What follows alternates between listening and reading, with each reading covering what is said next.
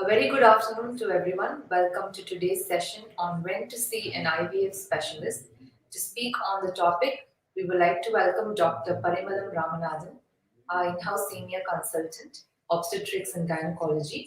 She's done her MBBS, MD in obstetrics and gynecology, DNB in obstetrics and gynecology, CCT in obstetrics and gynecology, MRCOG from the UK, and a Fellow of Royal College of Obstetrician and Gynecologists, FRCOG, London. We welcome you, Doctor. You can now take over the session. Thank you very much. Thanks for your introduction. I've been asked to talk about when to approach IVF specialist. It is a quite a vast topic, and it's very difficult to cover it within half an hour or 1 hour. But I'll try to be as short as possible and try to answer any queries which come on the way. When a man and a woman get married and when they try for a baby, normally 80% get conceived when they try regularly within 1 year, and 90% get conceived within 2 years of unprotected sexual intercourse. And only 10 to 15% of the married couples will need fertility treatment. Fertility treatment is an emotional journey. Can be a costly treatment. It can be devastating, and they need social support from the family side, from the husband side, from the mother-in-law, father-in-law, so on and so forth. Having worked in UK, where all the treatment is funded by the National Health Service, I can see a drastic difference between India and UK, where here the couple have to face the treatment cost and get permission from their offices, come for the scans, come for the treatment, and wait for the results. And it's not so easy when you think about it. And every day we see so many people getting married in their late 20s and 30s. Now career has become an most important part of everyone's life. We all work day and night, work very hard for our career, and but our eggs inside, they don't wait for us. And when a girl gets married at the age of 30 and she's going to wait for her family to be sorted, wait for her car to be bought, wait for a house to be bought, these eggs are going to get less in number day by day. Not only the numbers, the quality of the eggs get less when the women's age gets more. Normally, what happens is every one of us is born with a certain number of eggs inside our mother's womb. These numbers are already determined. The number of eggs gets less after birth and also after puberty, and the eggs get less after the age of 25. It gets keeps less and less, and after menopause, the number of eggs is completely declined. And nowadays, we easily see women coming at the age of 35 and 37 trying for a baby. Even I've seen 43, 44-year-old coming for pregnancy. It's not very uncommon these days. And we can't blame the women alone for this problem. Infertility, I've seen working in Chennai and UK, I can see a drastic difference here. Women is being stigmatized for infertility. I see women alone coming to the clinic for fertility problem where the men doesn't turn up, and this fertility treatment is always has to be coupled. Both the men and the women has to be coming together for consultations so that husband also knows what the women undergoes every day, and he also has to be a part of it, give the emotional support to the women during this journey. And when I talk about fertility, first starts the preconception. When you're planning a pregnancy, what are we supposed to do? We don't need to go to a specialist immediately. We have to be having a healthy lifestyle. I aim to have a optimal body mass index, not to be obese, and cut down smoking or drinking, eat healthily, and do activity at least 30 minutes an hour, at least 4 times a week, and do some meditation and yoga just to keep the journey going, and try regular unprotected intercourse. There is no point in trying only at the time of ovulation. If you're going to do it only at the time of ovulation, the success will be very less. When a married woman starts her fertility journey, normally I usually advise to have sexual intercourse every 2 to 3 days, starting from day 8 till day 18. There is no point in having sex every day or only on day 14. When you're going to time the sex, this is going to create a lot of emotional stress and performance anxiety, etc. In these ages, in the area, we see IT people always working day and night, and they are having night shifts. The husband is on night shift, women is on day shift. When are they having the time to meet up together? So you know what? You need to have some time allocated for this. And uh, I always tell the women, like, don't get stigmatized when somebody tells they don't need to avoid going to functions and all that. Just face bravely and then just keep going. I always see patients who always keep going. They always have success at the end of the day. And failure is a stepping stone to success. So never give up in anything. This is a secret in everyone's life. And and I talked about preconception. Folic acid is a very important one. I always tell when you go for a marriage, always as a doctor, I tell like you have to take folic acid. Folic acid is a preconceptional vitamin which is very important. We have to start at least 1 month before trying for pregnancy. And a healthy lifestyle, I already told you, and regular sexual intercourse. If this all works within the first month, 20 to 25% is going to get consent. And if they're all going to work out in the next 1 year, 80% is going to get pregnant. If the age is over 35, if they had previous history of any infections or abdominal tuberculosis, they had any other medical problems, or if there's any difficulty in performing the regular sexual intercourse, then you have to see the doctor before. If you're less than 35, even maximum up to 1 year, you can just wait. And after you see a doctor, doctor will advise you lots of tests, both for the man and the women. And these tests are to assess basically about your ovaries, your uterus, and whether your ovaries are working and how effectively the eggs are there. There is no test to find out the quality of the egg by any of these tests. The hormone test, which we do, is to assess the number of eggs. We do certain tests called FSH, LH, prolactin, thyroid, and Humpty number of tests. And one of the other important tests is rubella. Rubella is a virus which causes infection. Normally, we have to screen for this in a preconceptual period.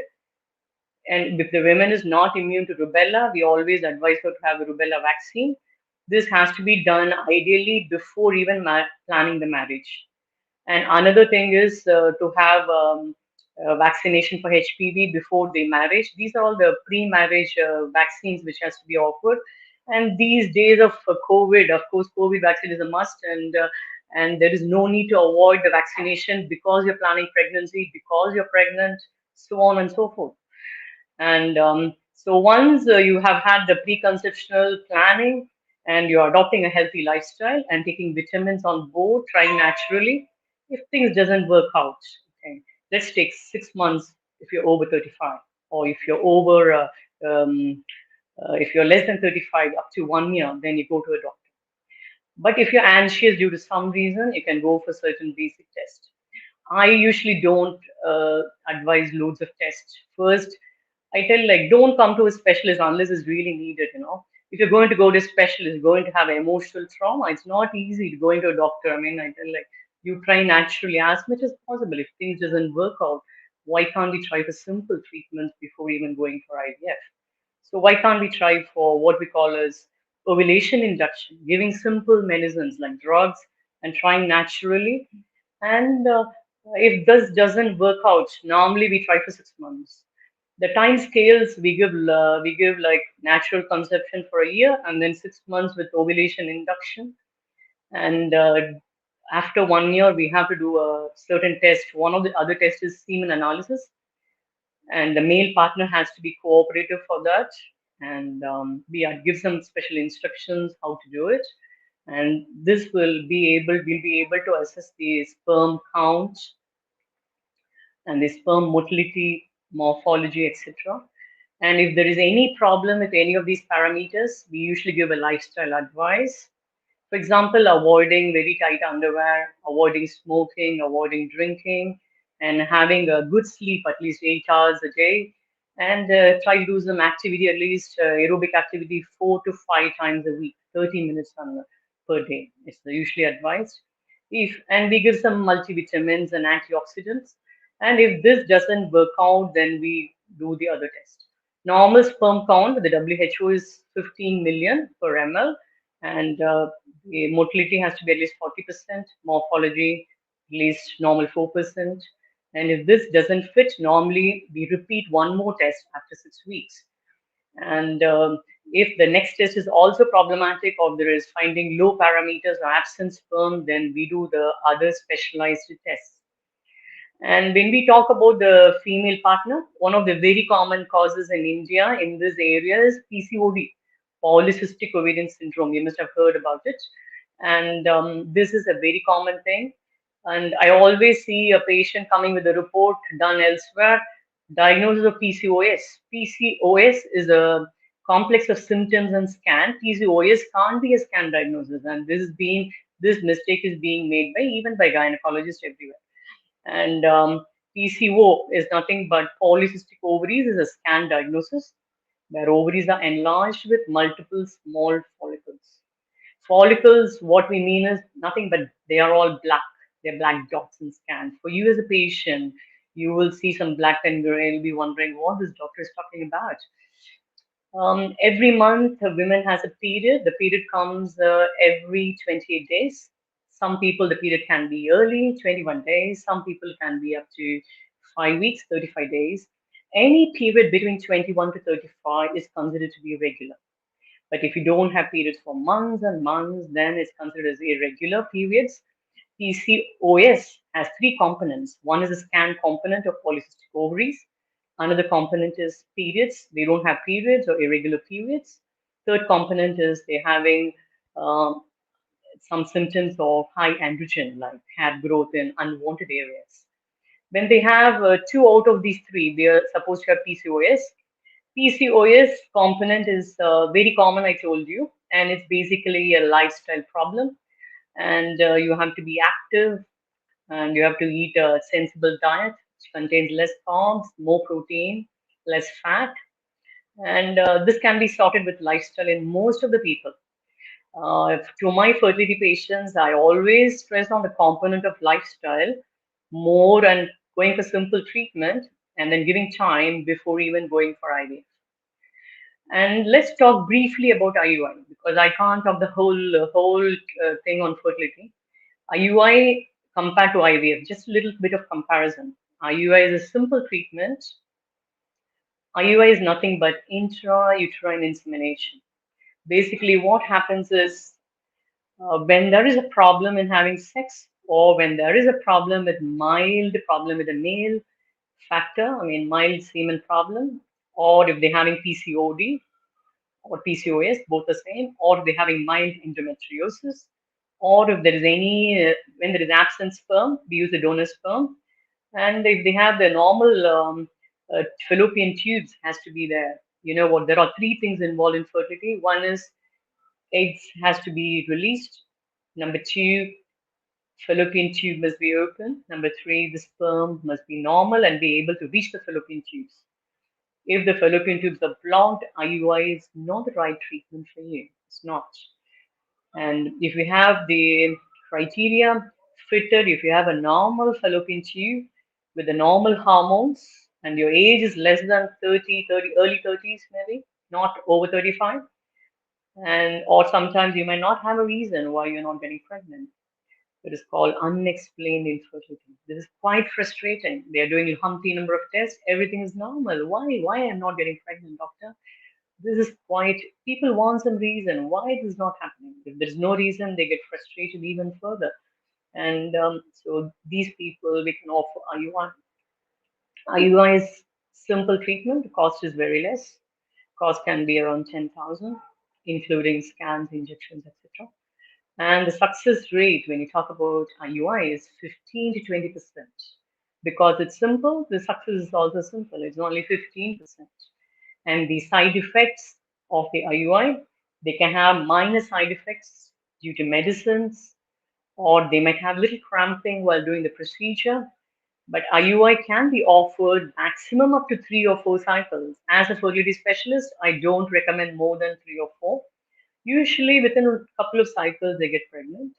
If they don't get pregnant, then we go for the next step, that is the IVF. IUI is a simple treatment, as I told you. We have to be checking for infections, namely the hepatitis B, C, HIV, and syphilis, both for the man and the women. Because the reason being, We have to be concerned about the welfare of the unborn child. In UK, where I was practicing, we used to have loads of forms.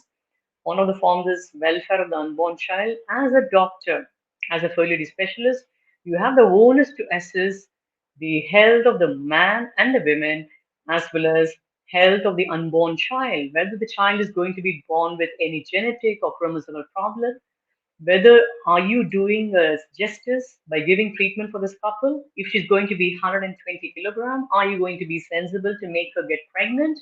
If she's going to get pregnant, what are the complications she's going to face? She's going to have diabetes, complicated pregnancy, etc., etc. So you have to be sensible before even you plan for any fertility treatment. Your health is most important. So first we have to assess the health of the man and the women, then plan the IUI. IUI, I mean, I told you success is 15 to 20%. And once you have tried a couple of cycles and you have not succeeded, unfortunately, and as a doctor, you have to be providing counseling. You can have special counselors to give support during them. And it's not easy. I mean, I see people coming in the 90s to the clinic and then like just hugging me and crying, Doctor, I'm not getting pregnant. I told, well, every time it's not going to be successful. And things can go fail sometimes, but it might click, but don't lose hope. Hope is the most important thing in your life. When you're going to lose hope, nothing is going to happen. This is true for everything in your life. So be brave. You have to be a brave person to face the fertility journey. I mean, and as a doctor, if you're just going to be managing like any other medical condition, this is not going to work in fertility. And patients want that kind of empathy from you. What they're undergoing, you have to have an empathy because they are getting permissions from their offices and they are bringing the laptop to your offices and then just sitting with a laptop and you're waiting for your scans. And these hormones in your body are going up and down. You're having an emotion tantrum. And after all this, and they're going to go for the IVF journey, you can imagine what they are undergoing. So I always have the sympathy for both the couple and their family, and then try to support them as much as possible. And with regard to IVF, let's come to IVF. IVF is sophisticated treatment. Let's demarcate what is IVF, what is ICSI, ICSI. The difference between a natural conception and IVF or ICSI is the fertilization and natural conception happens inside the human body in vitro. That is, the fertilization happens outside in a laboratory in an IVF. I mean, hardly in India, IVF is not being done. They always do ICSI, ICSI. In IVF, the eggs are placed in a petri dish, is kept in a little dish, and you have sperms in another dish. The sperm has to swim and reach the egg. The sperm has to have the potential to reach the egg, and it has to go through the oocyte membrane, the egg membrane, and it has to have the fertilization capacity. So in IVF, the indication for IVF is the husband's sperm has to be completely normal to go for an IVF. One of the risks with IVF is that can be failed fertilization. That means, no, you keep a egg in one dish, you keep a sperm in one dish. Sometimes sperm might be lazy, it might not reach the egg, so it might not fertilize. So the women has to bear the news of failed fertilization. Is quite devastating news in IVF. And in India, I've not seen anybody performing IVF. They all perform ICSI. ICSI is nothing but you take a sperm. One sperm is taken and the sperm is injected into the cytoplasm of the egg. And by this, we are just facilitating the fertilization process. This, I'm not telling which is the best. It is an argument on itself, which is best, IVF, ICSI. I mean, I'm not going to talk about it here in a Facebook forum, but ICSI is what is being performed here. You as a patient, there is no difference between IVF and ICSI for you. It is all in the laboratory, where the embryologist has a job with ICSI. IVF, the job is simple. They just keep the sperm in one dish, wash the sperm and eggs in another dish, and both has to happen. In ICSI, I mean, patient get worried. If my baby is born from IVF, is it going to be normal? Am I going to get big? Am I going to be obese? Am I at a risk of cancer, ovarian cancer? These are the questions which comes to women who undergo fertility treatment. And all these questions, IVF is completely safe. We have enough data, and we can give. We can with regard to the clomiphene, what we use is a simple drug for ovulation induction. There are some data that can be ovarian cancer after 6 cycles. But normally with IVF medicine, with injection, there is no increased risk, and the babies are completely normal. But there are small studies showing like babies born after ICSI can have a slight increased autism, etc. But it's not randomized. The data is not proven. So the babies will be normal. The women can be normal. The only thing is, it is a tedious journey. It's a costly journey, and the success at the end of the day, I'll talk about it in a minute. And so the indication for IVF, which patient is a suitable one for IVF or ICSI? I told you we perform only ICSI in India, and if they have a male factor, the male is having abnormal semen or absent sperm, where we use donor sperm or surgically retrieved sperm, then we go for ICSI. And number two with PCOD, or number three with unexplained infertility or severe endometriosis, or if the patient is single, or if they are in the same relationship, same sex relationship. These are the indications for IVF ICSI, depending on the indication. And with regard to IVF, the process is sophisticated. Patients often travel from outside cities and countries for this treatment to approach a doctor. At the end of the day, before choosing a clinic, the most important thing is you have to know the track record. What is the success of the clinic? Because the doctor and the embryologist, they are the team. It is a teamwork. And in a team, the team has to be perfect for success. And without a good team, the success can't be achieved. And so you decide based on the track record of the team, and you also decide about the cost, whether you can afford the cost of the IVF. And as a patient, you have to be careful because sometimes there can be hidden costs. Hidden cost, I mean, some of the treatments are evidence based. Evidence based, I mean, it's all based on randomized control trials. Some of that, some of might not be evidence based. Some of them might be like very sophisticated treatments, and they may be charging extra for that. And for the freezing part of the embryos, they might be charging extra. And you have to ask the doctor what are the costs exactly involved, whether the cost includes the injections or whether it cost includes the process, etc., etc. And with regard to the steps involved in IVF, the steps start usually a month before the period. We do the assessment, loads of batteries of tests to the man and the women, including the virology I told you, including the infections has to be screened, and we have to do a sperm analysis and hormonal analysis, AMH, and I mean there are lots of tests. These tests has to be fulfilled, and as a doctor, you have to give some multivitamins to prepare the body for a healthy lifestyle. I mean, I never ever put a woman to IVF on the day they enter the clinic. I never do that. You know why? Because this is a emotionally traumatic journey, and you think from your perspective. I mean, you don't want any treatment unless there's a real reason. So I will explore the simple options before even going for IVF or ICSI.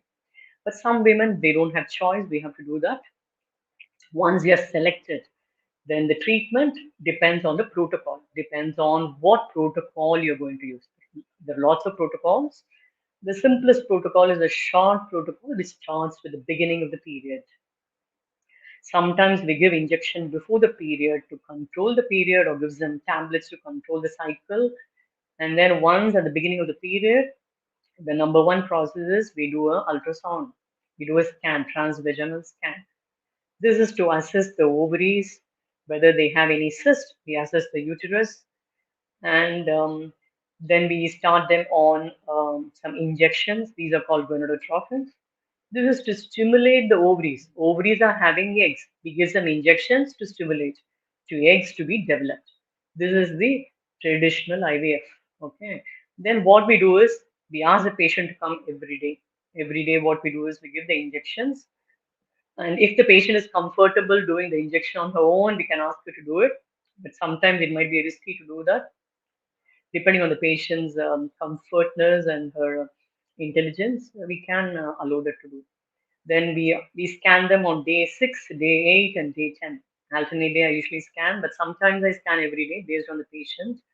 And we do some blood tests in between to assess the response. IVF is a treatment with risks. So, I usually advise about the risks even before I start the treatment. And one of the worst risks with IVF is ovarian hyperstimulation syndrome. And having worked in UK, we used to have a watchdog. It's called HFEA. HFEA is Human Fertilization Embryology Authority. It's a watchdog. It watches every clinic, how they perform, what is your success, what are the risks, and every clinic has to be free from this dreaded complication of IVF. This can happen in 0.1 to 1% of fertility treatment, and this can be very, very serious. Persons can go to intensive care if they have severe hyperstimulation syndrome. Mild hyperstimulation syndrome is acceptable. They may feel a bit bloated, they may feel a bit nauseous, vomiting, mild abdominal pain, ovaries get enlarged. These are all due to the hormones what we inject. This is a side effect of the injections. So you usually warn about it. So the patient is aware of this, and you tell if you have any of these symptoms, you report to me, and I'll take care. So, as a doctor, you have to be very, very serious in giving the medicine. Medicine has its risk, so you have to give the appropriate dose, whatever is needed, no extras. Okay, if you're going to give extra, she is going to have complication, and is also costly. So you have to be a cost efficient as well as a doctor who creates no problem to your patient, and then you keep scanning her every alternate day. And once the follicle, the third step is once the follicle reaches 18 millimeter, we need to have at least three follicles of 18 millimeter, then she is ready for the egg retrieval. Egg retrieval is a simple process. It is a surgery, minor surgery, but there is no cut. But we usually give mild and sedation or anesthesia, and we do a transvaginal scan. During the scan, we insert a needle under the scan guidance, and this needle punctures the ovary.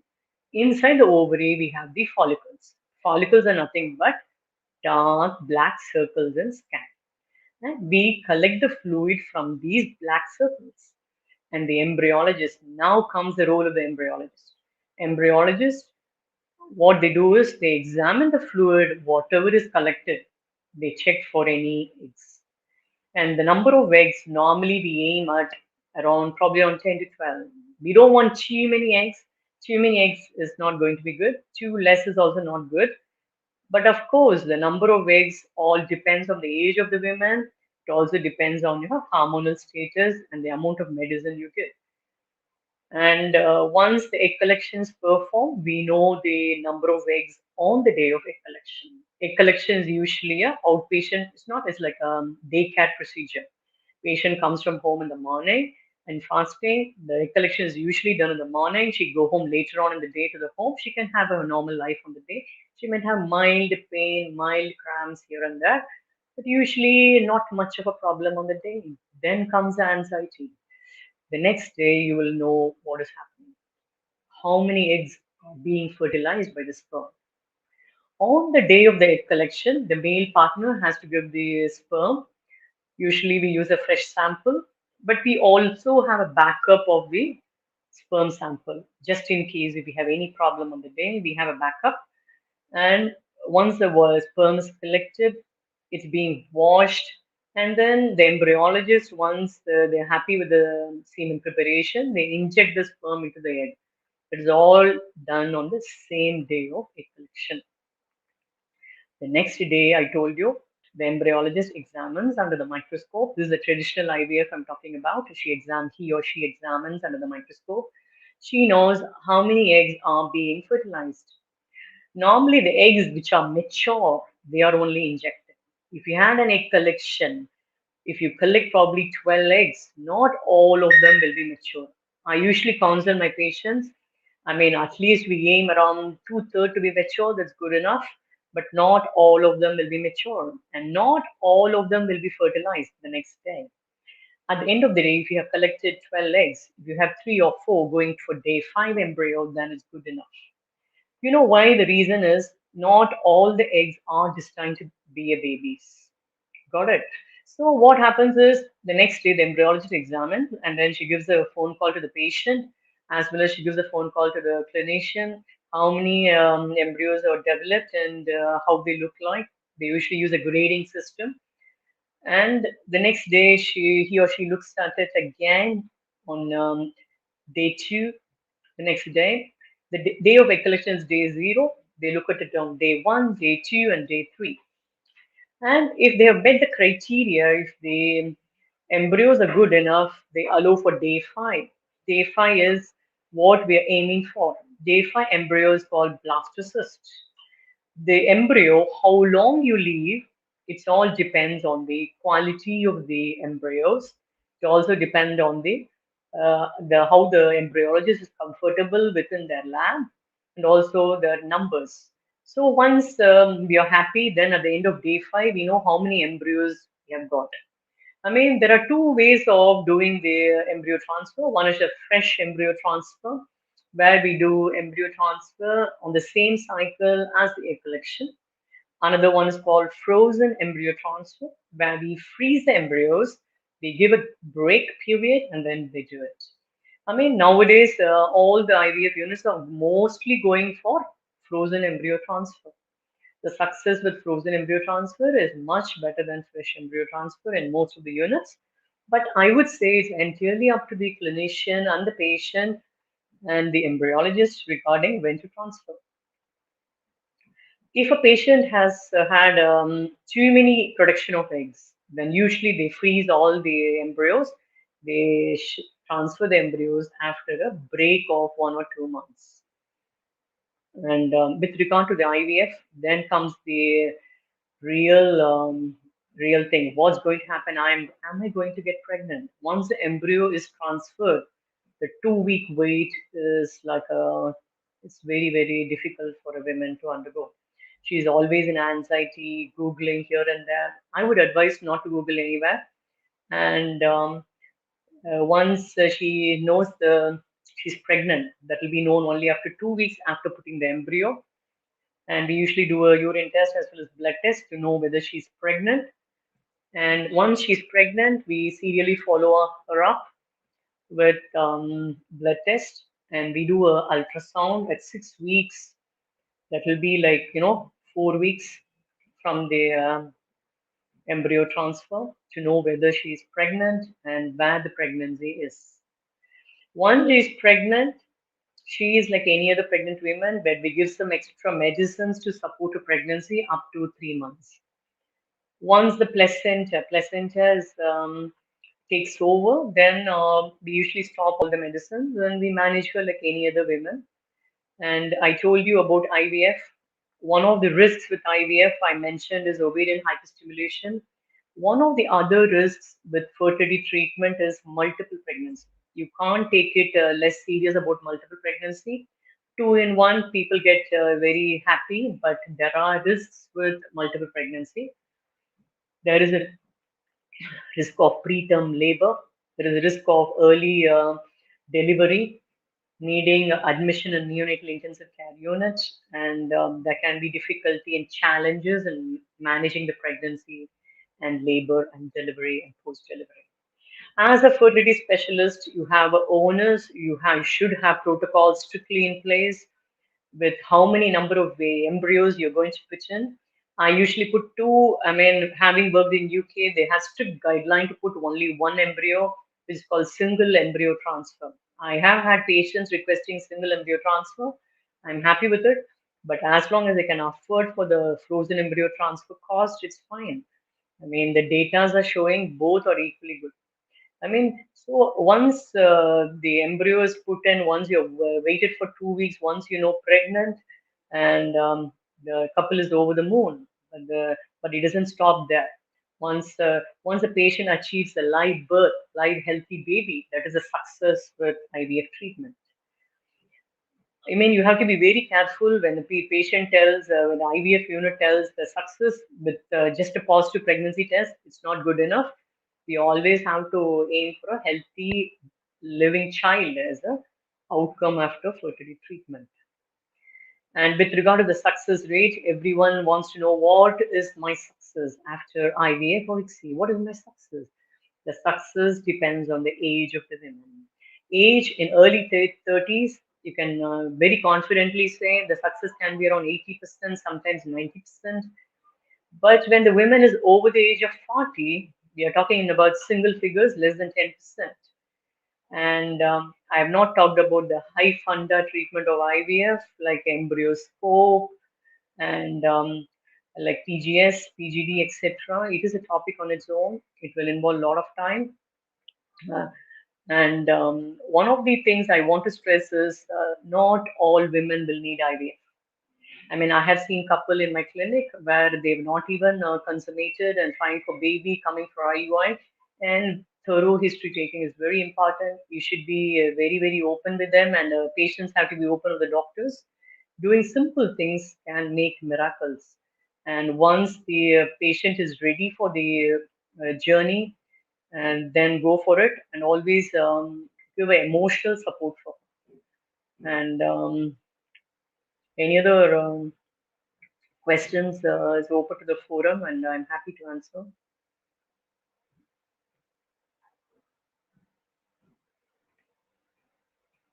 I mean, my first question is, what questions should I ask my fertility doctor before IVF?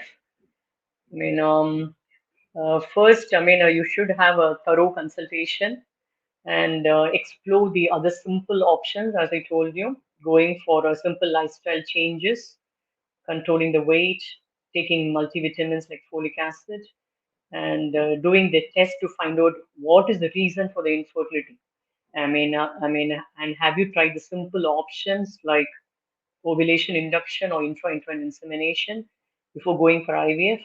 Then ask her about her about the success about the IVF with her blood results and with her antral follicle count. Normally, doctor does a scan to assess the number of eggs in the ovaries. She also does some blood tests to assess the ovarian reserve, and with that, they'll be and the age of the women. These are all the parameters, and you ask what is the success, and also ask about what is the cost involved. I told about the hidden cost can be there, and also ask about where the IVF is going to happen, and about the cryopreservation of the extra embryos, how much it will be costing, and all the frozen embryo transfer, how much it will cost, etc. And also risks of IVF has to be discussed.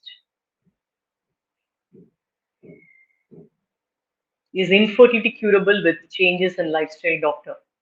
I mean, infertility uh, can be cured with simple lifestyle changes. It depends on the cause. If you have a woman who is having a BMI of over 40 and she's having irregular periods and with polycystic ovarian syndrome, simple lifestyle changes along with treatment will be enough. But if you don't have a reason, I mean, lifestyle will help, but you also need treatment. I mean, not all women it can be treated only with the lifestyle. I mean, you also need a treatment in some of them. Doctor, I have PCOS. I have regular periods. I have maintained my weight, but yet the doctor suggests me to plan pregnancy early. Why is that, doctor? I mean, you know what PCO? I mean, I already told about the difference between PCO and PCOS. I mean, if you're having regular periods with polycystic ovaries with a regular weight, I mean, I don't think what should be the problem. I mean, if you're having only irregular periods or absent periods on your obese, you're having hormonal changes indicative of pre-diabetes and high testosterone, then you will need to be planning your pregnancy early. I mean, I'm not sure whether you understood the difference between PCO and PCOS. I mean, just to stress, PCO is just a scan finding, ultrasound finding of polycystic ovaries. It is said that the next question is, it is said that success in trying to get pregnant is difficult in the first attempt. Is it true? I don't think so. I mean, according to the research and evidence, when the women is trying The first month, the chance of pregnancy is 20 to 25% with natural conception. Then that's what I mean.